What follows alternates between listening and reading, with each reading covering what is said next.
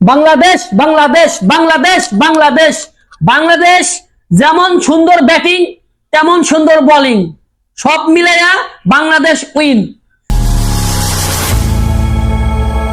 এত চমৎকার একটা খেলা দিবে এবং এত সহজে ডাচদের একেবারে ক্ষত করে দিবে, শেষ করে দিবে, এটা কেউ কল্পনা করতে পারে নাই।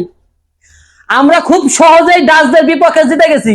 বর্তমানে ছোট ছোট দল এই ওয়ার্ল্ড কাপে যে পরিমাণ ভালো পারফরমেন্স করতেছে, তাতে তো মনে করছি আবার না কোনো দুর্ঘটনা ঘটে যায়, কিন্তু কোনো দুর্ঘটনা ঘটে নাই। বাংলাদেশ জিতে গেছে। এই ছোটখাটো দল বাংলাদেশের কাছে কোনো ব্যাপারই না, এগুলো মামুলি ব্যাপার। যত সুন্দর ব্যাটিং করছে তত সুন্দর বোলিং, চমৎকার বল করছে বাংলাদেশের প্লেয়াররা।